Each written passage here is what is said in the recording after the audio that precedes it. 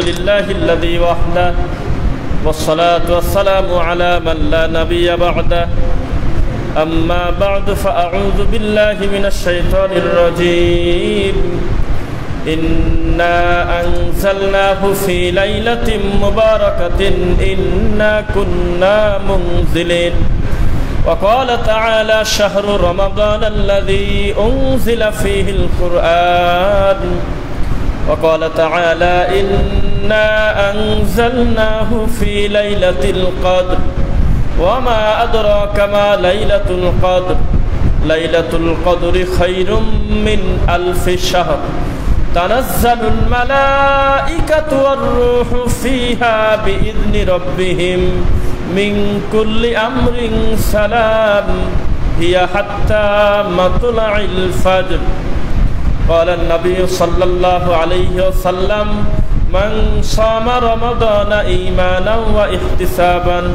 غفر له ما تقدم من ذنبه قال النبي صلى الله عليه وسلم من عمل عملا ليس عليه أمرنا فهو رد عن عائشة رضي الله تعالى عنها قال رسول الله صلى الله عليه وسلم من أحدث في أمرنا هذا ما ليس منه فهو رد اللهم صل على محمد وعلى آل محمد كما صليت على إبراهيم وعلى آل إبراهيم إنك حميد مجيد اللهم بارك على محمد وعلى آل محمد كما باركت على إبراهيم وعلى آل إبراهيم إنك حميد مجيد الحمد لله সকল প্রশংসা আল্লাহ সুবহানাহু ওয়া তাআলার জন্য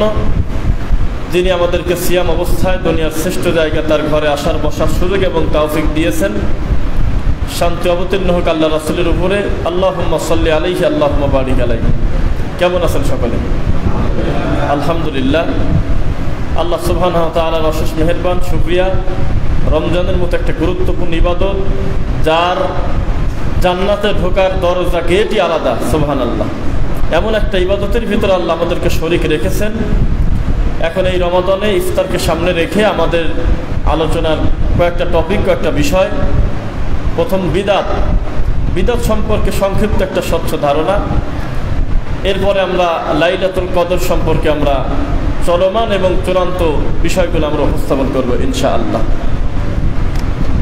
আলোচনা শুরু করার পূর্বে আপনাদের কাছ থেকে জানতে চাচ্ছি শব্দ কথা বোঝা যাচ্ছে কিনা কারণ মসজিদে অনেক সময় দেখা যায় যে মসজিদের যে মাইক থাকে জুমার খুতবা এই ফ্যানের আওয়াজের কারণে সমস্যা বা হয় না তো যাই হোক প্রথম কথা আদম আলাইহিস সালাতু ওয়াস সালাম থেকে শুরু করে ঈসা আলাইহিস সালাতু ওয়াস সালাম পর্যন্ত প্রত্যেক নবী আর একটা নবীর পরে এসেছেন কোনো সময় একাধিক নবী ছিলেন তার কারণ মুহাম্মদ সাল্লাল্লাহু আলাইহি ওয়াসাল্লাম এসেছিল না তার মানে কি শেষ নবী আসার আগ পর্যন্ত প্রত্যেকটা নবীর পরে সিরিয়াল আসার সম্ভাবনা ছিল নবী পরিবর্তনের পাশাপাশি শরীয়তের বহু কিছু পরিবর্তন হয়ে গিয়েছিল বহু শরীয়তের বিধান এক নবীর সময় যেটা ছিল অন্য নবীর সময় সেটা ভেরি করে নাই শরীয়ত সেটা বেশি দিন রাখে নাই পরিবর্তন হয়ে গেছে একমাত্র মুহাম্মদুর রাসূলুল্লাহ সাল্লাল্লাহু আলাইহি ওয়াসাল্লামের শরীয়ত যখন আসলো এইটা আসার সাথে সাথে কিয়ামত পর্যন্ত শরীয়ত পূর্ণতা পেয়ে গেছে আর কোনোদিন ভিন্ন কোনো শরীয়ত ভিন্ন কোনো বিধান আসবে না সূরা মাইদা আয়াত নং 3 আল ইয়াউমা আকমালতু লাকুম দীনাকুম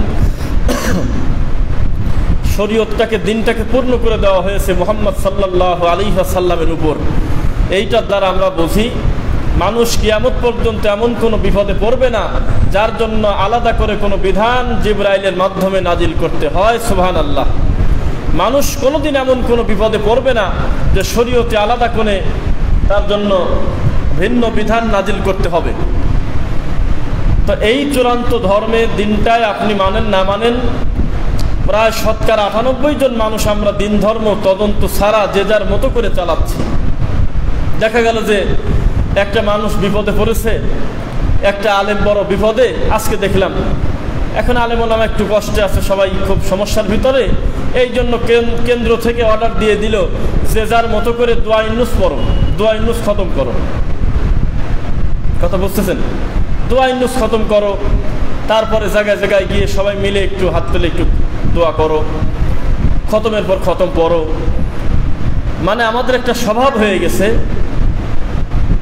একটা ভুলকে ঢাকার জন্য আরেকটা ভুল দিয়ে আমরা সেটা সমাধান করতে চাই। হয় কোনোদিন একটা গালির সমাধানকে আর একটা গালি না আর একটা সুন্দর ব্যবহার? বলেন দেখি। এটা তো জুমার খুতবা না, আপনারা কথা বলবেন। একটা লোক আপনাকে গালি দিল, যতক্ষণ পর্যন্ত বিপরীতে আপনি ভালো কথা না বলবেন ততক্ষণ পর্যন্ত ঝগড়া বন্ধ হবে না। কেননা আপনিও যদি গালি দেন তো ও তার একটা গালি দিবে। তো মানুষ আল্লাহকে পেতে গিয়ে আল্লাহর সন্তুষ্টি অর্জনের জন্য অগণিত বিদআত, অগণিত ভুল তথ্য, ভুল পন্থা অবলম্বন করে তার কষ্টার্জিত ইবাদত বন্দেগী ধূলিসাৎ করে দিচ্ছে। নাউযুবিল্লাহি মিন যালিক। তেমনি আল্লাহ সুবহানাহু ওয়া তাআলা আমাদেরকে সৃষ্টি করার পূর্বেই তিনি সিদ্ধান্ত নিয়েছেন, তিনি জানেন, এবং আমাদের জন্য রাসূল প্রেরণ করেছেন, কিতাব প্রেরণ করেছেন। কিভাবে আমরা চলবো তার একটা গঠন, তার একটা মেনু তৈরি করে দিয়ে আমাদেরকে সৃষ্টি করেছেন। আলহামদুলিল্লাহ, এমন একটা কিতাব আমরা পেয়েছি যার নাম হলো কোরআন। পৃথিবীতে একটা অবিকৃত কিতাব যেটা কিয়ামত পর্যন্ত হুবহু একই রকম থাকবে। হিন্দু হোক, বৌদ্ধ হোক, ইহুদি হোক, খ্রিস্টান হোক, অন্যান্য ধর্মাবলম্বী মানুষও স্বীকার করতে বাধ্য যে একমাত্র কিতাব হলো কোরআন, যার ভিতরে একটা জেরেরও পরিবর্তন করা যায় না। সুবহানাল্লাহ। দুর্ভাগ্যজনক বশত এই ধর্মটাকে আমরা হাসির পাত্র বানাইছি, আমরা মানুষকে হাসাচ্ছি এই ধর্ম ব্যবহার করে, যার কারণে মানুষ দিক বিদিক হয়ে ঘুরতেছে, যে যেটা মনে করতেছে সেটাই ধর্ম। আমরা একটা জায়গা সালাত আদায় করতে গেলাম, এখন বড় জুব্বা দেখে বা যেভাবে হোক দুই একজন চিরে ফেলছে, সব মসজিদে হচ্ছে, জোর করে সালাত পড়তে দেশে আসরের সালাত। আমরা সালাত আদায় করার পর উঠে চলে যাচ্ছি, দোয়া টোয়া পড়ার পরে দেখা গেল পরিস্থিতি খুব জটিল, একটু কাজ বাকি আছে, একটু করতে হবে, খুব রাগারাগি। শেষ পর্যন্ত মসজিদ কমিটিকে আমরা 10 মিনিট 15 মিনিট বিদাতের ব্যাপারে একটু কথা বললাম, ধারণা দিলাম। এখন তার একই কথা আমাদের যে হুজুর আছে তার অপরাধ কি জবাব দিবেন? এর আগে যারা হুজুর ছিল তার অপরাধ কি? এক একজন এক এক কথা বলেন, আমরা কোথায় যাব? বিশ্বাস করেন, মানুষ ধর্মটা ছাড়িয়ে দিয়েছে হুজুরদের উপরে। মানে ধর্মটা আল্লাহ এবং তার নবীর যে স্বচ্ছ ধর্ম, এইটা নিজের মনে করে কেউ তদন্ত করে না। যতদিন পর্যন্ত মানুষ নিজের মনে না করবে ততদিন স্বচ্ছ দিন পাবে না। একটা ভাঙা সাইকেলও একটা লোকের দোকানে রেখে মানুষ বলে যে তোমার নিজের মনে করে দেখো। 10টা টাকা মানুষের কাছে আমানত দিয়ে দুনিয়ার সম্পদ মানুষ বলে ভাই এটা তুমি তোমার নিজের মনে করে দেখে রাখো। এই হলো দুনিয়ার অবস্থা। আর ইসলামটা মানুষ আলেমদেরকে দায়িত্ব দিয়েছে নিজের মনে করে দেখে দেখার জন্য না, বলছে আপনি আপনার মতো করে চালান, আমরা সাথে আছি। কেউ বলে না যে ধর্মের দায়িত্ব আপনাকে দিলাম কিন্তু শর্ত হলো 2টা, একটা হলো আল্লাহর কোরআন এবং নবীর হাদিস, এই 2টা মোতাবেক চালাবেন, এই কথা কেউ বলে না। যে হুজুরের সাথে এত কথা বলার কি প্রয়োজন আছে? সে তার মতো করে চালাতে থাকবে, আমি শুধু সুবহানাল্লাহ আলহামদুলিল্লাহ গ্যাপে গ্যাপে সুযোগ পেলে বলবো। যার কারণে আমাদের দুঃখ, আমাদের কষ্ট যে আমরা আল্লাহর স্বচ্ছ দিন থেকে বহু দূরে। আপনি কোন ইসলামের দিকে তাকাবেন? আপনি কি নকশাবন্দির দিকে তাকাবেন? আপনি কি সৃষ্টির দিকে তাকাবেন? প্রত্যেকটা গ্রুপের দিকে তাকায় তাকায় ধর্মটা আলাদা মনে হয়। আসলে কি ধর্ম এইটা? ধর্ম হলো সিরাতাল মুস্তাকিম, একমাত্র সহজ সরল রাস্তা ছিল সিরাতাল মুস্তাকিম। এই ধর্মটাকে আমরা ভেঙে ভেঙে খণ্ড বিখণ্ড করছি। কুল্লু হিজবিন বিমা লাদাইহিম ফারিহুন, এই ভাঙা জিনিস নিয়ে আমরা আনন্দ বোধ করতেছি। নাউযুবিল্লাহি মিন যালিক। আজকে এক এক গ্রুপ এক একভাবে আপনাকে বলবে, আপনাকে দাওয়াত দিবে।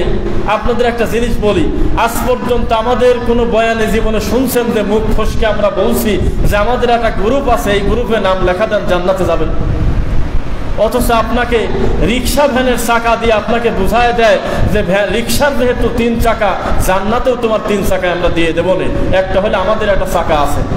এই অসভ্য কুলাঙ্গার মিথ্যা কথা বলে বলে মানুষকে যখন হাসাইছে, তখন আমরা ভালো কথা বললে মানুষ শুনতে চায় না, বলে এইটা আবার কি কথা?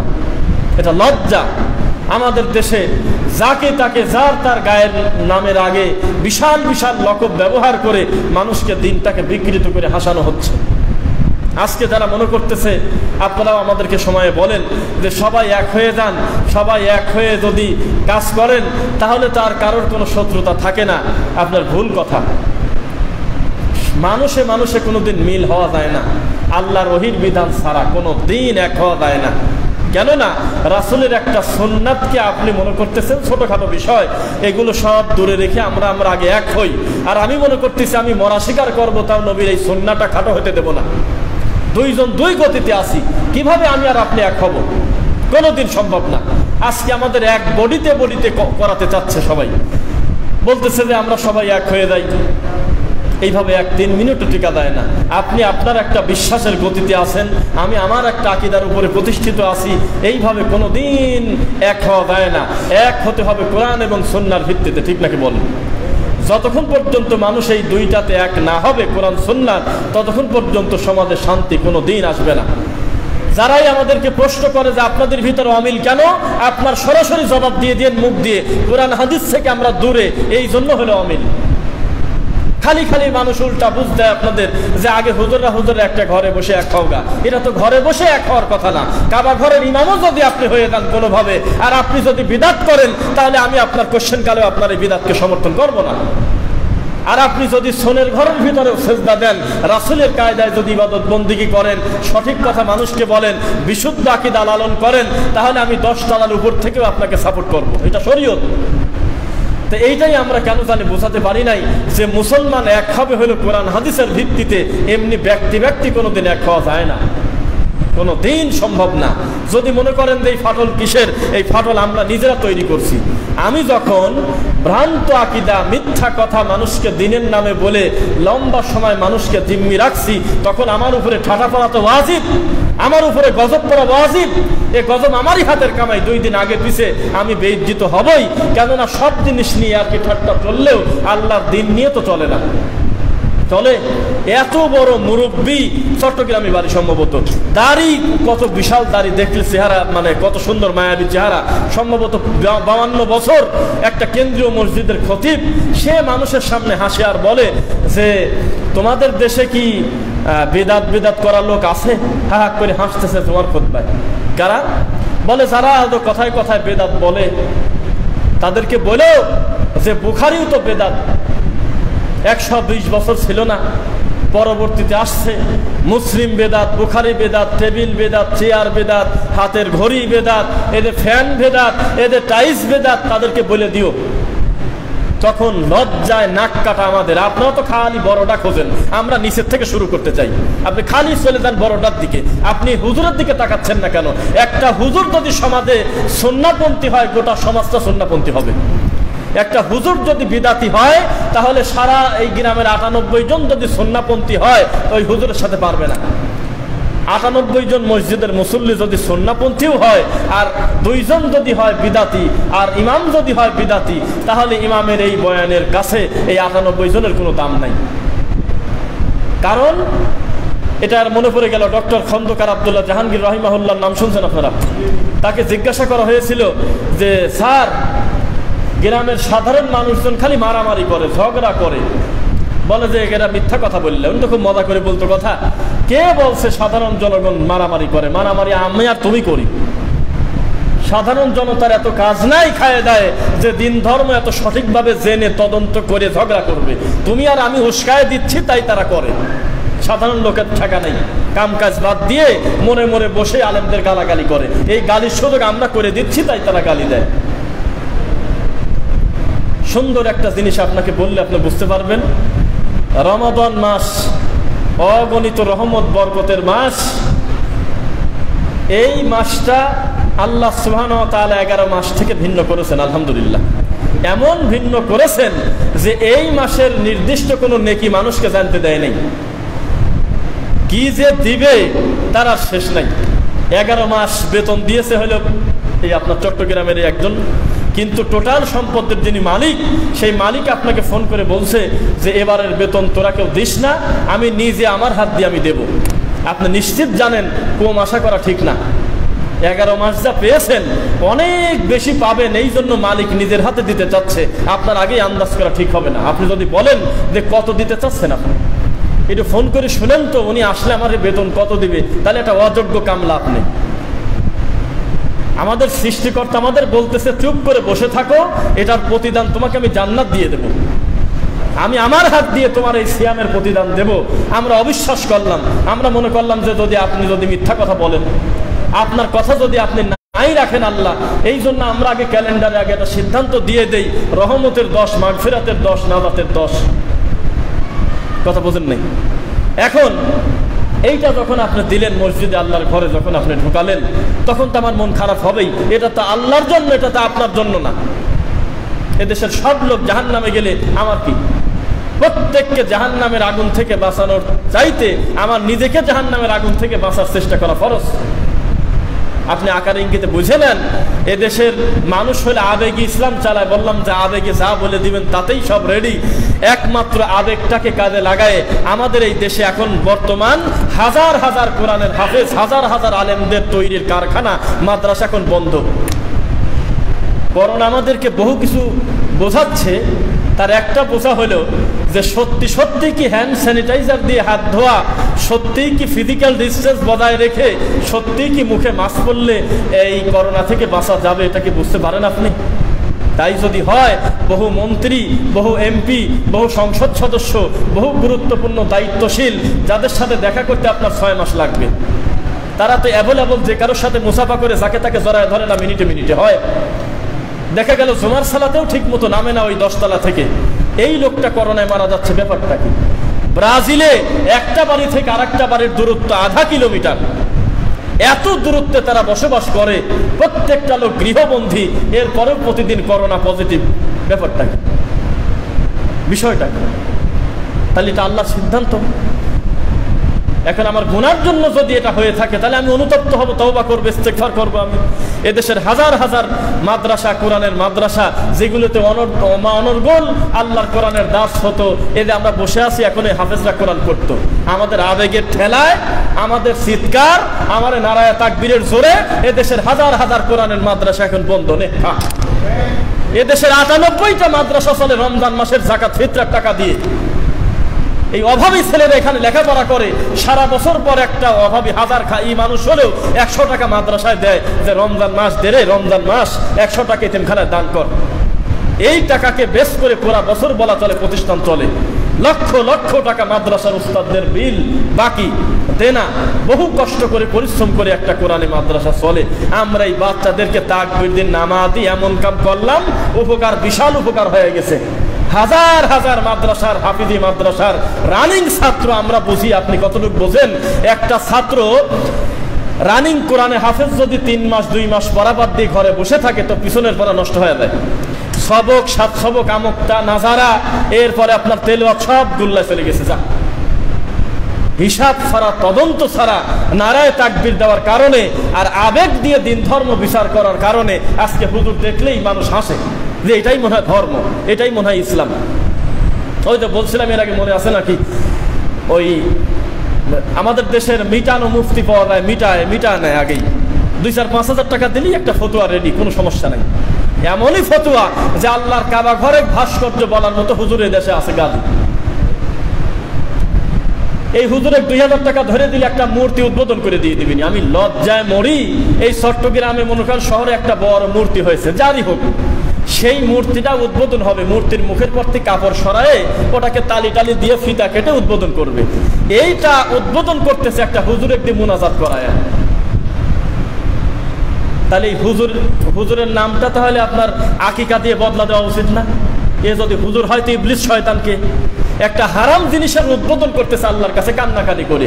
তা আমি একজনকে বলছিলাম যে একটু তদন্ত করে দেখবেন ওই ফুটেজগুলো নেওয়া যায় কিনা, ওই বক্তব্যগুলো নেওয়া যায় কিনা, যে উনি ওই মুনাজাতে বলছিলটা কি আল্লাহর কাছে। একটা মূর্তি উদ্বোধনের সময় আল্লাহর কাছে কি বলা যায়? এরপরে 4 তলা বিল্ডিং করছে, বিল্ডিং করার পরে হুজুরকে একটা বদনার 2 কেজি মিষ্টি দিয়ে বসা দিয়েছে ঢালাই করার জায়গা, যে আপনি নিচে বসে আপনি প্রথম ইটটা দেন আর একটু কান্নাকাটি করে দিয়ে দেন। তো কি দোয়া করে?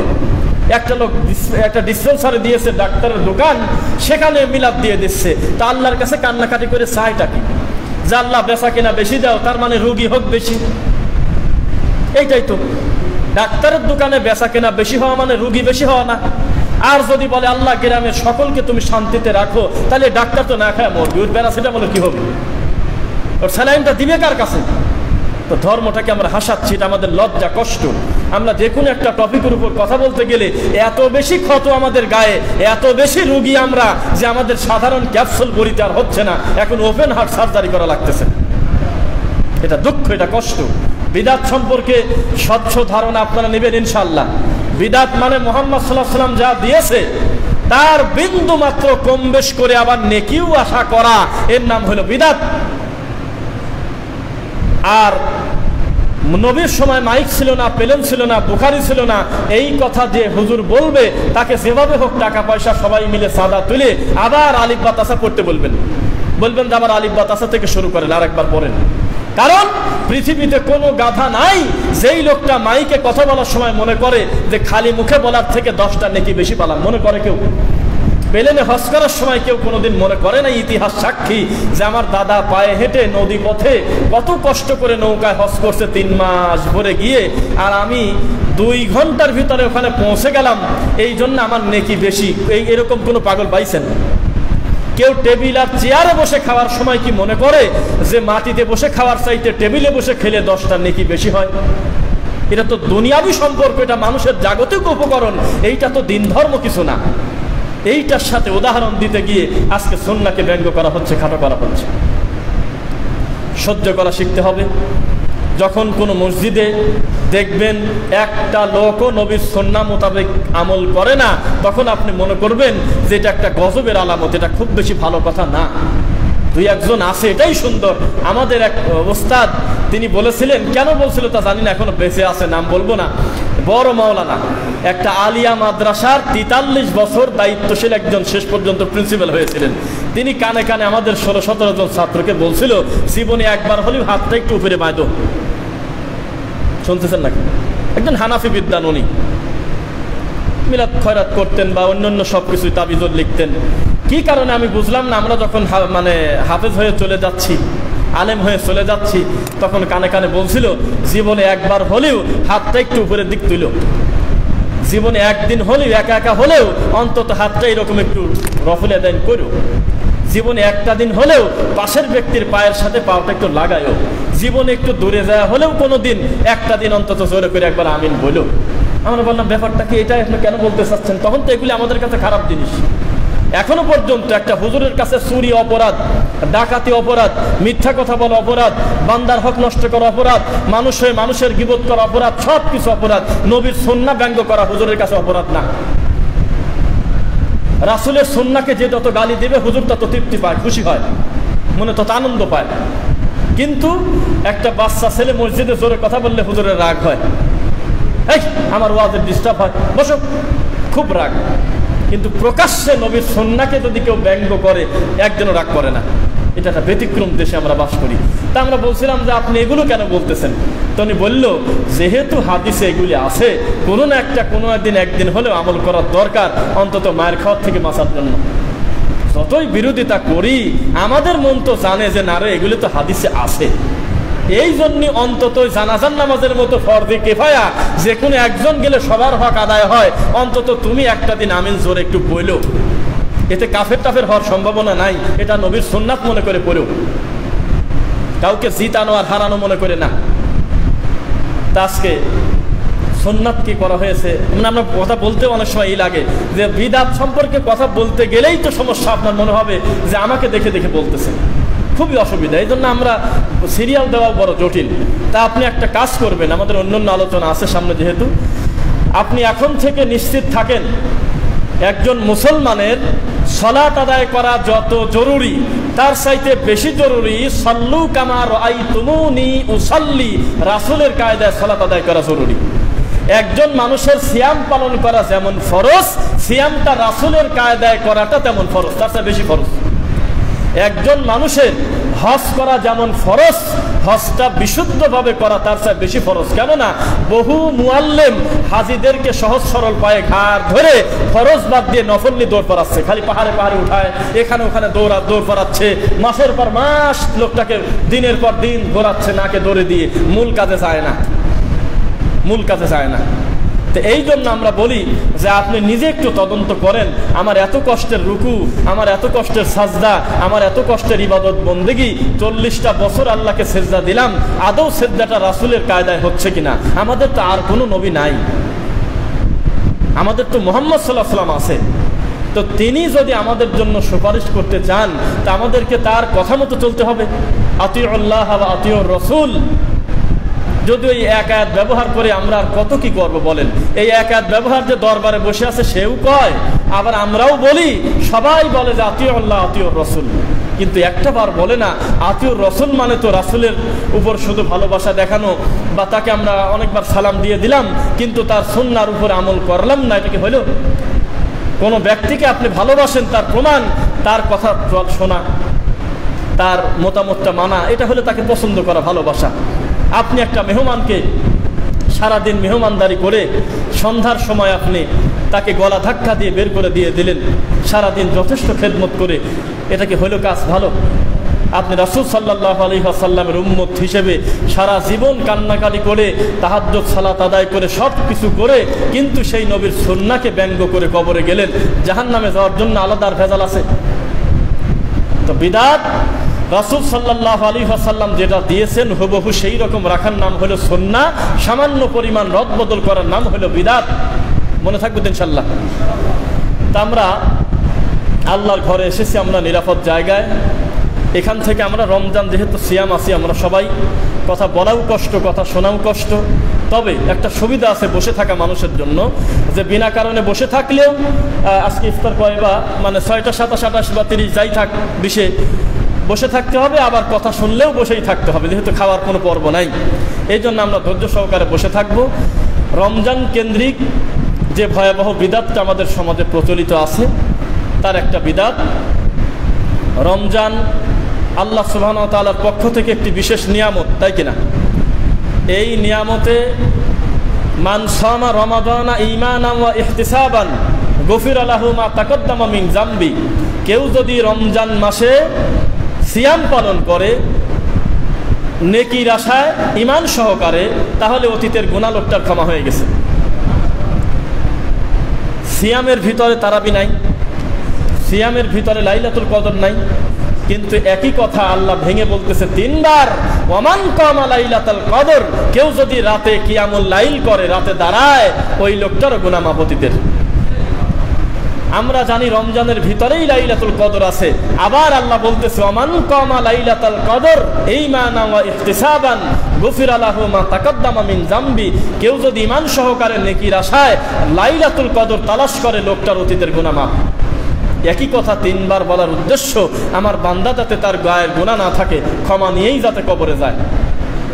এই রমজানকে আমরা বিদআত মিশ্রিত করে আমরা এমনভাবে ইবাদতটা করছি যে আর এই আল্লাহর দয়া আর পাচ্ছি না। দেখেন তো একটা কথা বলি, ইফতার, সাহারি, এগুলো রাসূল সাল্লাল্লাহু আলাইহি ওয়াসাল্লামের কোনো নির্দেশনা নাই? তাসাহহারু ফাইন্না ফিস সাহুরি বারাকা। আজকের এই দিনেও একটা যুবককে দেখা যাচ্ছে যে 20-30 বছর বয়স, সিয়াম পালন মানে আজকে রোজা নাই, পানি খাচ্ছে বা একটা রুটি খাচ্ছে। কি ব্যাপার তুমি রোজা নাই? বলে যে মাথায় বাড়ি, আর শুনেন না, ঘুমের থেকে উঠে দেখি 4:30 বাজে গেছে। শুনছেন কথা? ঘুম থেকে উঠে দেখি যে আযান পড়ে গেছে, এই জন্য আমি আজকে রোজা নাই। আরে কষ্ট, আমরা এখনো পর্যন্ত তাদেরকে বোঝাতে পারি নাই। আয়েশা রাদিয়াল্লাহু তাআলা আনহার কাছে আল্লাহর নবী বলতেছে, আবু দাউদের হাদিস, আল্লাহ রাসূল সাল্লাল্লাহু আলাইহি সাল্লাম, রাসূল বলতেছে খাবার কিছু নাই। সকালবেলা বলতেছে, সকালে সকালে, সাহারির টাইম না, সকালবেলা বলতেছে। স্বাভাবিক অন্যান্য দিন যেভাবে চায় আজকেও বলতেছে যে খাবার কি কিছু আছে? আয়েশা রাদিয়াল্লাহু তাআলা আনহা বললেন যে না, খাবার ঘরে কিছুই নাই। তো বলল আচ্ছা তাহলে একেবারে আল্লাহ ভরসা রাখি দিলাম, রোজা হয়ে গেছে। আর বাঙালি আমরা মনে করে নিছি যে মাঝখানে নাওয়াইতো আন মিস গেছে, তারপরে আমার সাহারি খেতে পারি নাই, এই রোজার কি আর কোনো কিছু থাকে?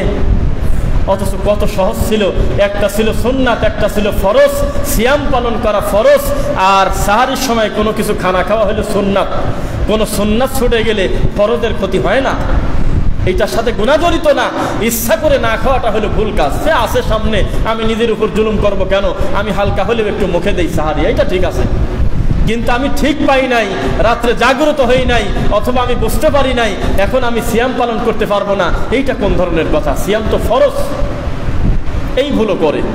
এরপরে আমরা সিয়ামটা নিয়ত বানায় নিয়েছি, নিয়ত করতে গিয়ে সেটাও একটা বড় ব্যাপার। আর ইফতার তো রাসূলের মতো করে করাই যাচ্ছে না। দেখেন, আমাদের কথা বলতে হয়, আজকে বলি। সেটা হলো, কোনো একটা কাজের বিপরীতে যদি কিয়ামত থাকে, কোনো একটা কাজের বিপরীতে যদি আল্লাহর দয়া উঠে যাওয়ার সম্পর্ক থাকে, এইটাকে কি আপনারা ছোটখাটো বলবেন? রাসূল সাল্লাল্লাহু আলাইহি ওয়াসাল্লাম বলতেছে, লা ইয়াজালুন নাসু বিখাইর আজ্জালুন নাস আজ্জালুল ফিতর মা আজ্জালুল ফিতর। আমার উম্মত ততদিন পর্যন্ত ধ্বংস হবে না যতদিন পর্যন্ত তাড়াতাড়ি ইফতার করবে। সুবহানাল্লাহ। অথচ একটা গ্রামের ভিতরে আপনার খারাপ হওয়ার জন্য রাসূলের এই সুন্নাত আমল করে যথেষ্ট। ভরা মজলিসে, মানে আমাদের ভাইদের দৃষ্টিতে 3-4 মিনিট আগে আপনি ইফতার একটা খেজুর গালে দিয়ে দেখেন কি অবস্থা। গোটা গ্রামের কাছে কালারিং হয়ে যাবেন না যে সারাদিনের পর এখন রোজাটাই একবারে মেরে দিয়েছে, যা সারাদিন পারলো আর 3-4 মিনিট পারতো না। আবার কেউ কেউ আজান পড়তেছে, কয়দিন আর একটা মিনিট দেরি করো, আমারও ইমাম তার দেয় নাই, আমারও মসজিদে তার পরে নাই। ইফতার কি আজানের সাথে না সময়ের সাথে? কি কোনটা কি করবেন বলেন? পরিস্থিতি এরকম হয়ে গেছে। তো যে কথা বলতেছিলাম, রমজানের গোটা মাস রহমত, বরকত, নাজাত, গোটা মাস আলাদা করে কোনো তারতম্য করার কোনো প্রয়োজন নেই। ফতিহাত আবু আবু সামা, ফতিহাত আবু আবু রহমা। যেই রমজান আমাদের সামনে এসে গেছে, সঙ্গে সঙ্গে আল্লাহর রহমতের দরজা খুলে গেছে। সুবহানাল্লাহ। সঙ্গে সঙ্গে জাহান্নামের দরজা আটকে গেছে। জাহান্নামের দরজা আটকে যাওয়া মানে এখনো তো জাহান্নামেই যায়নি, আটকাবে কি? তার মানে হলো জাহান্নামে যাওয়ার কর্মকাণ্ড যেগুলো রয়েছে, এগুলো থেকে আল্লাহ আপনাকে হেফাজত করবেন ইনশাআল্লাহ। এরপরে আমরা বেছে বেছে বলতে হচ্ছে আর কি, আমরা রমজানটাকে লাইলাতুল কদর, আপনারা তাই করবেন হয়তো, একটা নির্দিষ্ট দিন মনে করে নেবেন 27 তারিখ। এর পক্ষে হাদিসও আছে মেশকাতে, বলবেন যে এই তো হাদিস তো পাইছি 27-এ। একটা লোক, উদাহরণ দেয় ভাবে, একজন লোক এক মুষ্ঠির অতিরিক্ত দাড়ি কেটে ফেলে, তার কি গুনাহ হইল? বুঝলেন নাই? এক মুষ্টি পার হয়ে গেছে দাড়ি, অতিরিক্ত দাড়িটা কাটছে, তার কিন্তু বলার কিছু আছে। কি? মুহাম্মদ সাল্লাল্লাহু আলাইহি ওয়াসাল্লামের সাহাবা থেকে বর্ণনা দিতে পারবেন তিনি, যে আল্লাহ রাসূলের সাহাবা থেকে আছে দাড়ি এক মুষ্টির অতিরিক্ত হলে কাটা যায়। আমরাও কোনোদিন অস্বীকার করি না, কিন্তু আমরা বলি কি, আমার রাসূল তো কোনোদিন কাটে নাই, তিনি তো সব কাটা ছাটার আলোচনা করে নাই, আমি কেন ভেজালে যাব? বুঝতেছেন নাকি? তো রাসূল সাল্লাল্লাহু আলাইহি ওয়াসাল্লামকে হুবহু অনুসরণ করা কাকে বলে আপনাকে আজকে দেখাই। প্রত্যেকটা মানুষ, আমরা অন্য মানুষের বা গোটা সমাজ ঠিক করার জন্য টেনশনে অস্থির, কিন্তু নিজে সঠিক আকীদার উপরে নাই, নিজে সঠিক বিশ্বাস পালন করে না। আজকেও আপনাকে আমি বলি, গতকালকে একজন সেই কান্নাকাটি পরিস্থিতি জটিল বানায় নিছে যে আপনারা কাপুরুষ, আপনারা রাস্তায় নামেন নাই, আপনারা এটা করেন নাই, সেটা করেন নাই, দেশ ধ্বংস হয়ে গেল, ইসলাম একবারে সব শেষ, আপনারা ঘরে শুয়ে আছেন। আমি বললাম যে কি করা যায় তাতে? রাস্তায় নামার দরকার। তো বললাম যে ফজরের সালাত আদায় করছেন আজকে? কয়দিন না। আপনার স্ত্রী সঠিকভাবে পর্দা করে, সন্তানদেরকে দিনই সঠিক বিদ্যা দিচ্ছেন, চেষ্টা কি করেছেন পরিবারটাকে দিন দিয়ে পরিবর্তন করার? জানে না। এমন আবেগ যে হুজুর দেখলেই ডেকে ডেকে জিজ্ঞাসা করতেছে মিছিলে গেছিলেন তো, কিন্তু এখন আল্লাহকে চেনে না লোকটা। অতি আবেগের কারণে কথা বারবার এসে যাচ্ছে আমাদের সামনে, অতি আবেগের কারণে আজকে আমরা ধ্বংস। ওমা কান আল্লাহু মুআযযিবাহুম ওয়া হুম ইস্তাগফিরুন। আল্লাহ বলতেছে তারা তওবা করে, তারা আমার কাছে ক্ষমা প্রার্থনা করে, তারা আমার কাছে ইস্তিগফার করে, আমি কিভাবে তাদের শাস্তি দেব? তাহলে ইস্তিগফার করা বালা মুসিবত থেকে দূরে থাকার একটা অস্ত্র না? বুঝতেছেন নাকি? আল্লাহর কোন আযাব গজব থেকে নিজেকে বাঁচানোর একটা বড় মাধ্যম ইস্তিগফার না? তো ইস্তিগফার করবে কারা? ইস্তিগফার করবে কারা? তাদের তো এখন ঘর বন্ধ, তাদের দরজা বন্ধ। তো এইভাবে আমরা এই শোনানো নড়চড় করে না, বসে থাকুন। তো এই জন্য আপনাদের উদ্দেশ্যে আমাদের এটাই একটু কথা, লাইলাতুল কদর 27 তারিখ, 25 তারিখ, 21 তারিখ, 23 তারিখ আমরা বুঝি না। পৃথিবীর শ্রেষ্ঠ মানুষ মুহাম্মদ সাল্লাল্লাহু আলাইহি ওয়াসাল্লাম, তার যদি 21, 23, 25, 27, 29 গোটা শেষ দশকের বিজয় রাত্রিতে খোঁজা লাগে, তা আমার খুঁজতে অসুবিধাটা কি? মুহাম্মদ সাল্লাল্লাহু আলাইহি ওয়াসাল্লাম যদি সারা বছর জীবনভর যদি তিনি 10 দিন ইতিকাফ করে থাকেন, আমি পারি না? শেষ সময় তিনি শেষ বছর 20 দিন ইতিকাফ করেছেন। কয়দিন? 20 দিন। আমরা করি কয়দিন? 3 দিন বা 1 দিন। ঘোষণা দিয়ে দেওয়া হচ্ছে অন্তত কদরের রাত্রিটা আসবেন। এই লজ্জা কোথায় রাখি? কদরের রাত উল্লেখ করার দরকারটা কি? এটা তো 21, 23, 25, 27, 29-এ আল্লাহ তার হাবিবকে জানতে দেয় নাই যে নির্দিষ্ট দিন কোনটা। কেননা 21 যদি কেউ বুঝে নেয়, 23-এর প্রতি কি তার ওই শ্রদ্ধা ভক্তি আর থাকে? 25-এর প্রতি অমন গুরুত্ব থাকে? একটা নির্দিষ্ট দিন আমরা বেছে নিয়েছি, এটা একটা ভুল আমাদের। লাইলাতুল কদর এটা এত গুরুত্বপূর্ণ ইবাদত, মুহাম্মদ সাল্লাল্লাহু আলাইহি ওয়াসাল্লাম এবং তার পরিবার একেবারে কঠিনভাবে দৃঢ় হয়ে, আমরা বলি মাজায় গামছা বেঁধে একেবারে সঠিকভাবে লেগে দেওয়া আল্লাহর ইবাদতে। এটার নাম ছিল লাইলাতুল কদর। এটা কি 27-এ না শেষ দশকের বিজর রাত্রিতে? শেষ দশকের বিজর রাত্রিতে প্রত্যেকটা রাত আল্লাহর কাছে চাইতে হবে যে আল্লাহ আমার অতীতের গুনাহ ক্ষমা করো আল্লাহ। এরপরে লাইলাতুল কদর, তারপরে আছে ইতিকাফ। যেটা বললাম, ইতিকাফ সম্পর্কে আমাদের সমাজে একটি কথা প্রচলন আছে যে ইতিকাফে অন্তত একজন হলেও বসতেই হয় সমাজ থেকে, নাকি? কেউ যদি না বসে তো জানাজার নামাজের মতো ফরজ তরকের গুনাহ হবে, কেউ না কেউ যাবে, বুঝছেন নাকি? যে কেউ বসা লাগবে। তো গ্রামের মানুষ বসে না, অলস, সবাই কাজের ব্যস্ততা, তো এই জন্য পাশের গ্রাম থেকে একটা লোককে 10,000 টাকা দিয়ে ভাড়া করে নিয়ে আসছে। নিয়ে এসে বলছে যে আপনি আমার গ্রামে থাকেন, আমার গ্রামের লোকদেরকে জাহান্নামের আগুন থেকে বাঁচান। এটা হইল সর্বসম্মতিক্রমে ইতিকাফ হলো একটা সুন্নাহ ইবাদত।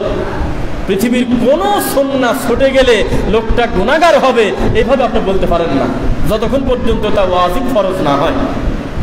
সুন্নাত অবশ্যই গুরুত্বপূর্ণ। সুন্নাত একটা গ্রামের কেউ বসবে না, এটা আমরাও আশা করি না। একটা সমাজে এত মানুষ, ইতিকাফে কেন বসবে না? আমরাও তো বলি অবশ্যই বসা উচিত, কিন্তু বসতে পারে না এই জন্য গোটা গ্রাম গুনাহগার। এইটা কোন হিসাব? অথচ ওই একই সমাজে বহু লোক ফজরের নামাজ পড়ে না, জোহর পড়ে না, রমজান রোজা রাখে না। এগুলো ফরজ না, মানে ফরজ ছুটে যায়, পর্দা করে না, বান্দার হক নষ্ট করে। এগুলোর ব্যাপারে আলাদা কোনো কেউ বলে না যে তোমার পরিবারের কেউ সালাত আদায় করে না, তুমি একা পড়ো, মনে হয় তুমি গুনাহগার হবে যেহেতু তুমি দায়িত্বশীল লোক, বলে না। এই গ্রাম গুনাহগার করার দিন হলো এই আপনার ইতিকাফের দিন। ইতিকাফে যদি কেউ না বসে একজনও, তাহলে অন্য গ্রাম থেকে আনতে হবে। আচ্ছা বলেন তো, অন্য গ্রামের লোকটা কি আপনার বংশের কেউ, রক্তের কেউ, গ্রামের কেউ? তাহলে ও আপনাকে বাঁচায় কিভাবে? এইভাবে আমরা আমাদের সমাজে এখনো আছে একটা গতি, মানুষ যদি যেটা সহজে পায় সেটার প্রতি আর দরদ শ্রদ্ধা ভক্তি থাকে না। এখনো পর্যন্ত আমাদের গ্রামে টাকা দিয়ে বসায়, পাশের গ্রামে টাকা দিয়ে বসায়। আমাদের কিছু লোক আছে তারা হায়ারে যায়, খেলোয়াড়রা যেমন হায়ারে যায় এক জায়গা থেকে আরেক জায়গায়, তেমনি ইতিকাফে বসানোর জন্য বিভিন্ন মুরব্বী বুজুর্গ ধরি গ্রামে বসায় আর বলে যে 1000 টাকা দেবো নে, বসো। আল্লাহ তোমার ঘরে দাঁড়ায় 3 বার কসম করতেছি, আল্লাহর কসম, আল্লাহর কসম, আল্লাহর কসম, যেই জায়গা থেকে আমরা টাইটেল কামেল পর্যন্ত পড়াশোনা করছি, কামেল, আপনি কম মনে করবেন না, 1 থেকে কামেল মানে হলো 1 থেকে MA, বুঝছেন নাকি? এই MA প্রতিষ্ঠান একটা কেন্দ্রীয় প্রতিষ্ঠান, যেখানে হাজার হাজার লক্ষ লক্ষ ছাত্র বড় বড় আলেম হয়ে গেছে। এখনো পর্যন্ত শত শত শিক্ষক জড়িত, হাজার হাজার কোরআনে হাফেজ আলেম পড়াশোনা করে করায়। শিক্ষার ওটা একটা কেন্দ্র না? মনে রাখবেন, কথাটা খেয়াল করে দেখেন। শিক্ষকরা আলেম বানানোর একটা ওটা আতুর ঘর, আলেম বানানোর কারখানা সেন্টারে বসে আছে। আল্লাহর কসম, সেই মসজিদে 3টা ছাত্র 2টা ছাত্রকে টাকা দিয়ে ইতিকাফে বসায় 10 দিনের। 40-50 বছর আপনাকে দিন ধর্মের দায়িত্ব নিয়ে আমার মরার সময় আমার ছাত্র আর আমার ছেলে এসে যদি আমার মরা কবরে যদি খেজুরের ডাল গাড়ে, আমার জীবনটাই বৃথা, আমার এই হুজুরের সবই গেল। সারাটা জীবন ইসলামের খেদমত করার পরে আমার ছাত্র যদি এসে আমার মরা লাশের সামনে কোরআন করে বক্সায়, আমার ধর্ম সব কিছু যা, কিচ্ছু নাই। আর কেউ জানে না 3 জন লোক জানাজায় হয়েছিল, কিন্তু আমার খালেক আমার উপর সন্তুষ্ট ছিল, আমি রাসূলের সুন্নাহ মোতাবেক আমল করছি, ইনশাআল্লাহ আমি জান্নাতি। কথা বুঝতেছেন নাকি? তো এইভাবে ইসলামে দল ভারী করা হারাম, সুন্নাহপন্থী ভারী করতে হবে, আল্লাহর দ্বীনের দাওয়াত দিতে হবে। ওমান আহসানু কাওলাম মিম্মান দাআ ইলাল্লাহ। শুধু দল ভারী করা মানে ব্যক্তি ঠিক করা, বিভিন্ন জিনিসকে প্রতিষ্ঠিত করার জন্য দাওয়াতি কাজ করা, এটা নিষেধ করতে হবে আল্লাহকে খুশি করার জন্য। দল সংখ্যা বাড়ানোর দায়িত্ব আল্লাহ। কেননা আমরা ইতিপূর্বে জানি যে হেদায়েত নূহ আলাইহিস সালামের হাতে নাই, আছে হলো নূহ আলাইহিস সালামের আল্লাহর হাতে। আমরা জানি আদম আলাইহিস সালামের হাতে হেদায়েত নাই, হেদায়েত আছে হলে আদম আলাইহিস সালামকেও যিনি তৈরি করেছেন তার হাতে। আমরা জানি মুহাম্মদ সাল্লাল্লাহু আলাইহি ওয়াসাল্লাম নিজেও চাইলে যে কাউকে হেদায়েত দিতে পারেন না, ক্ষমতা তার হাতে নাই। ইন্নাকা লা তাহদি মান আহবাবতা ওয়ালাকিন্নাল্লাহা ইয়াহদি মান ইয়াশা। মুহাম্মদ সাল্লাল্লাহু আলাইহি ওয়াসাল্লামকে আল্লাহ বলতেছে, মুহাম্মদ সাল্লাল্লাহু আলাইহি ওয়াসাল্লাম আপনি চাইলেই যে কাউকে ভালোবেসে হেদায়েত দিতে পারেন না, হেদায়েতের চাবি আমি আল্লাহর হাতে। তো আমরা বেশিরভাগ সময় এটাই বিবেচনা করি যে আমার গ্রামের বড় মাদ্রাসা, আমার গ্রামের বড় মসজিদ, আমার গ্রামের ওই অমুক বড় হুজুর বলছে। এই বড় হুজুররা যতদিন পর্যন্ত সঠিক দিন ধর্ম প্রচার না করবে, তাদের থেকে অন্ধভক্তি মানুষ না ছড়াবে, ততদিন পর্যন্ত কাজ হবে না। লেখকের নাম বলার দরকার নাই। আজকেও একটা বই দেখলাম, মাঝে মধ্যে দেখি যত ফায়সা নোংরা বই, এই বইয়ের লেখক হলো সেই লোকটা, নাম বলেন না। যত মিথ্যা কথা, যত আজগবি গল্প, যত রাসূলের উপর অপবাদ, যত ফায়সা কথা, এই লেখক হলো সেই লোকটা। আমার একটু সন্দেহ হয় আদৌ কি এই ফাজলাম ওই লোকটা করে গেছে, না উনি যেহেতু বড় হুজুর ছিল, বিশাল বড় হাকিম ছিল, এই লোকটার নাম ভাঙায় আমি পুঁজি করার জন্য আমি বইগুলো ছাপাচ্ছি, এটাই তো বড় কথা। ইমাম আবু হানিফা রাহিমাহুল্লাহ জামানার একজন শ্রেষ্ঠ বিদ্বান, ইসলামের জন্য যার এত বেশি খেদমত যে তার খেদমত যদি আপনি আলোচনা করতে যান আপনি আশ্চর্য হয়ে যাবেন, আল্লাহ এই মনীষীকে দিয়ে কত দিনের খেদমত নিয়েছেন। অথচ এই মানুষটার নাম ভাঙায় সমাজে কত মিথ্যা, কত বাজে কথা আমরা চালায় দিতে চাচ্ছি, তার আর শেষ নেই। চালায় দিতে চাচ্ছি না আমরা, যে কোনো খারাপ কিছু প্রতিষ্ঠিত করতে চাই বড় মানুষের নাম দিয়ে। সব সমাজেই তো বড় মানুষ আছে, আছে কিনা? আপনাদের কাছে আমি বড় হুজুর হলেও আমার গ্রামে কিন্তু আমি বড় না। বড় হুজুরকে ইমামতি যে বেশি দিন করছে সে, এই হুজুরটা সে চাঁদপুর থেকে আসছে, আজ 30 বছর ইমামতি করে, উনি বোঝে না? তুমি 2 দিনের ছেলে, তুমি বোঝো? এইভাবে দিনটা বিচার করা হচ্ছে, যার কারণে মানুষ সঠিক দিনের পথে আসার প্রতি আগ্রহ হারায় ফেলতেছে। আমরা চাইব আল্লাহর দিন ফু দিয়ে তো নেভানো যাবে না, সত্যিকার অর্থে আল্লাহর দিনের সৌন্দর্য মানুষের কাছে ওপেন হবেই, বলেন ইনশাআল্লাহ।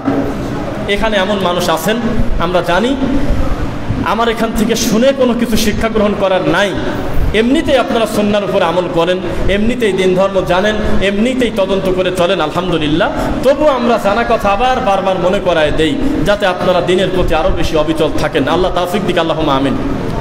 তা আমরা মৃত্যুর আগে বিদআত সম্পর্কে, শিরিক সম্পর্কে স্বচ্ছ ধারণা নিয়ে যদি কবরে না যাই, বিশ্বাস করেন আমল নিয়ে কবরে গিয়ে কথা বলার সুযোগ আপনারা থাকলো না।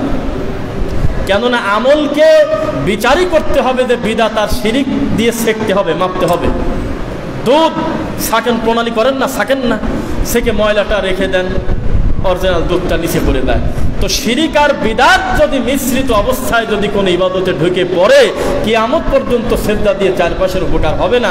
প্রত্যেকটা ইবাদত শাকন প্রণালীর নাম হলো রাসূলের সুন্নাহ মোতাবেক আমল করা, বিদআত আর শিরিককে পরিত্যাগ করা। একটা ইমাম নিয়োগ হচ্ছে বিশাল একটা মসজিদে, ইমাম নিয়োগ হয় না আপনাদের মসজিদে?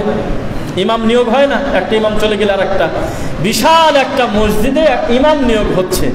তো আমিও একটু আসি, ছোটখাটো বিচারক হিসেবে আমাকে নেছে 3 জন বিচারক, তারা বলতেছে সূরা লোকমানের 2 নম্বর পৃষ্ঠা একটু পড়েন তো, সূরা আলী ইমরানের 17 নম্বর আয়াতটা একটু পড়েন তো। বিভিন্ন জিনিস তাকে ধরে, মাসালা মাসাইল ধরে। তা আমি শুধু মুখ দিয়ে বলছি যে আমি আর কি ধরবো, আপনি বলেন তো যে বিদআত কাকে বলে? কথা কি বুঝতেছেন নাকি? একটু পরে কিন্তু এই লোকটাকে ইমামতির জন্য ঠিক করা হবে। এখন তাকে বলা হচ্ছে যে ওযু ভঙ্গের কারণ বলেন, নামাজ ভঙ্গের কারণ বলেন, বিভিন্ন জিনিস তাকে বলা হচ্ছে। বিয়ে শাদী করছেন তো, বিয়ে করছেন তো, এই বিভিন্ন জিনিস তাকে বলা হচ্ছে। এই পৃষ্ঠা পড়েন, এই আয়াত পড়েন। তা আমার পালা, আমার আসলে আমি বললাম যে আপনি বিদআত কাকে বলে বলেন তো দেখি। তো সেরকম কিছু বলতে পারে না। তারপর বললাম যে বলেন তো তাবিজ সম্পর্কে, আল্লাহ সর্বত্র বিরাজমান, মুহাম্মদ সাল্লাল্লাহু আলাইহি ওয়াসাল্লাম গায়েব জানেন, এই সমস্ত ব্যাপারে আপনার আকীদা কি, বিশ্বাস কি? তো সে খুব একটা কিছু বলতে পারে না। তখন আমাকে বলতেছে আপনি কিছু বলেন, আমাকে শেষের দেশে বিশ্বাস করেন। আমি ভরা মজলিসে মাইক হাতে নিয়ে বললাম এই হুজুরটা ইমামতির যোগ্য না। কথা বলছেন নাকি? কয় যে কি বলেন আপনি, কত সুন্দর যে আয়াত ধরি সে আয়াতই পড়ে। যে কোনো জায়গা থেকে কোরআন পড়তে বললে দেখেন তো কোরআনটা একেবারে হদের পড়া, একেবারে হুফাজের মতো তেলাওয়াত, কি সুন্দর মিষ্টি কোরআন তেলাওয়াত। এতগুলো লোক দেখছি আমরা, আরো 6 জন দেখছি, একজনও তো এত সুন্দর কোরআন তেলাওয়াত করে নাই। আপনি একে বলতেছেন অযোগ্য। আমি বললাম আপনারা বিচার বিশ্লেষণ করেছেন হলো কোরআন কত সুন্দর পড়ে, বিয়ে করছে কিনা, বয়স কত, এর পড়া কি রকম সুন্দর, এইগুলো দিয়ে একটা ইমাম বিচার করতেছেন। আর আমি বিচার করতেছি ওই ইমামের যোগ্যতা আছে কি রকম, তার প্রমাণ, বিদআত আর শিরক সম্পর্কে তার ধারণা কেমন। বুঝতেছেন নাকি? ইমামতির চাবিকাঠি হলো বিদআত শিরক সম্পর্কে ধারণা রাখা। কিন্তু এইটাই আপনাদের কাছে অমূল্য। আমার আশ্চর্য লাগতেছে, এই 42 মিনিট ধরে আপনারা প্রশ্ন উত্তর করলেন, একটা লোক মুখ দিয়ে বললেন না যে ইমামটা বিদআতের ব্যাপারে তার ধারণাটা কি, আল্লাহ উপরে আছে না সব জায়গা আছে, এই ব্যাপারে তার ধারণা কি, কেউ বলতে পারলেন না। এটাই বড় কষ্ট। আমরা কি দিয়ে কি বিচার করতেছি? মেয়েটার চুল কত বড়, মেয়েটার ডান পা থেকে বাম পা খাটো কিনা, কোন বংশের মেয়ে, বাপের কত টাকা, একটু হেঁটে হেঁটে দেখাও তো মা, এইটা দেখে দেখে আমরা বিয়ের পাত্রী নির্ধারণ করতেছি, কিন্তু আল্লাহর দিন দিয়ে বিচার করতেছি না আমরা। এটা বড় দুঃখ, বড় কষ্ট। আপনারাও সমাজে বিচার করেন, জুব্বা কত বড়, পাঞ্জাবি কত বড়, টুপি কত লম্বা, সুরমা নেয় কিনা, হাতে কত বড় তাসবিহ, এইগুলো দিয়ে আপনারা ব্যক্তি বিচার করেন। আর আমরা বিচার করি আত্তাকওয়া হাহুনা, আল্লাহ ভীতি হলো এই জায়গায়, এই জায়গা যার যত সুন্দর সে মানুষ তত সুন্দর। ইন্না আকরামাকুম ইনদাল্লাহি আতকাকুম, আল্লাহর কাছে সে তত সম্মানী যা আল্লাহ ভীতি যার অন্তরে যত বেশি। তো শুনতেছেন তো কথা ইনশাল্লাহ? আলহামদুলিল্লাহ। তো এখানে যারা এসেছেন, আমরা বলেছি 1000 বিদআতপন্থী আলেমের যে দায়িত্ব নাই, একটা সুন্নাহপন্থী সাধারণ একজন জাহেলের তার চেয়ে বেশি দায়িত্ব আছে। বুঝতেছেন নাকি? তার চেয়ে বেশি দায়িত্ব। কেননা যিনি ভেজাল পণ্য মানুষের কাছে, ও সময় বেশি নেই না, তো যাই হোক আলহামদুলিল্লাহ। সবাই একটু এক খেয়ালে তাকান। আজকের এই ইফতারের আয়োজন, ইফতারের আয়োজন বলতে দিনের আলোচনা, আর এটাই হলো মুখ্য কথা। ইফতার তো আমরা বাড়িতেও করতাম নাকি? বাড়িতে করতাম না, কিন্তু আমরা এখানে কথাটা ঘুরে বলি যে একটা দিনই আলোচনার বৈঠক। আলহামদুলিল্লাহ এই বৈঠকটা কার্যকর করতে গিয়ে আমার মহিউদ্দিন ভাই, মহিউদ্দিন খোকন ভাই এবং তার সঙ্গে যারা যুবকরা আছেন বা তার বন্ধু সহ যারা জড়িত আছেন, আল্লাহ তুমি আজকের এই দিনই মাহফিল কবুল করো আল্লাহ। আমার আবুল কাসেম ভাই থেকে শুরু করে অত্র এলাকার আশেপাশে যে যেখান থেকে এসেছেন, দিনকে ভালোবেসে আল্লাহ তুমি দিন দিয়ে পরিবর্তন করে চূড়ান্ত দিনের বুঝ আমাদের দান করো আল্লাহুম্মা আমিন। এখানে আপনারা যারা উপস্থিত আছেন সকলকে আল্লাহ সঠিক দিনের উপরে যেন কবুল করেন। ইফতারের সময় খুব বেশি যেহেতু সামনে আমাদের নাই, আমরা কোনো কথাবার্তা না বলে যে যার গতিতে আমরা বসে থাকবো ইনশাল্লাহ। আর সব সময় মনে রাখবেন আল্লাহ আমাদেরকে অনর্থক সৃষ্টি করে নাই, আমাদের আজকের থেকে একটু তদন্ত করবেন বিদআত শিরক সম্পর্কে সঠিক ধারণাটা কিভাবে নেওয়া যায়। লাইলাতুল কদরের বিষয়টা বললাম, কিভাবে আপনারা খুঁজবেন, তালাশ করবেন, এবং ইতিকাফের ব্যাপারটা কিভাবে করবেন, এগুলো ইনশাল্লাহ আপনারা সময় সময় করবেন। আপনাদের জন্য হাদিয়া রয়েছে ইনশাল্লাহ। আমরা টাকাটাকে সামনে আনতেছি না আজকে, ইফতারের পরে বা ইফতারের সময় আপনাদের সবার সামনে আমাদের পক্ষ থেকে বই যাবে। ভাইজানের পক্ষ থেকে মাসিক আলী ইতিসাম সহ আরও পত্রিকা রয়েছে আলহামদুলিল্লাহ, এবং আমাদের বই রয়েছে আমার লেখা ঈমান হারানোর ভয়াবহ কারণ। এই বইগুলো আপনারা নিয়ে ইনশাল্লাহ বাসায় যাবেন। আর একটা কাজ, যেহেতু লোক কম আছে, কেউ যদি মনে করেন যে 50টাকে 20টা বই নিয়ে রমজান মাসে মানুষের কাজ নাই, কিন্তু অন্য মাসে পড়তে না চাইলে বসে আছে, এটা সেটা ধরতে ধরতে কোনো না কোনো সময় একটা ছোট বই পড়ে ফেলে। তো ব্যাগে বই আছে সামান্য, কেউ যদি মনে করেন এখানে দেওয়ার পরেও বাঁচে যে আমি 50টা বই আমি নিজে নিয়ে আমি সাদাকা হিসেবে মানুষের কাছে বিতরণ করে দেব ফ্রি, তাহলে এটা আপনারা করতে পারেন। আল্লাহ আপনাদেরকে সেই তৌফিক দিন। আর যারা এই খেদমতে নিয়োজিত আছেন, আল্লাহ তাদের এই কষ্টটাকে তুমি কবুল করো। রোজা রেখে আপনারা ধৈর্য সহকারে লম্বা সময় ছিলেন, আল্লাহ আপনাদেরকে উত্তম প্রতিদান দান করুন। সুবহানাকা আল্লাহুম্মা বিহামদিক আশহাদু আল্লা ইলাহা ইল্লা আনতা আস্তাগফিরুকা ওয়া আতুবু ইলাইক। আসসালামু আলাইকুম ওয়া রাহমাতুল্লাহি ওয়া বারাকাতুহু। আসসালামু আলাইকুম। যে সকল দিনী ভাইরা দূর দূরান্ত থেকে আসছেন, আপনারা ইফতারের উপর একটু বসবেন, আমরা শাইখদের সাথে কথা বলে লাভ পেতে যাব।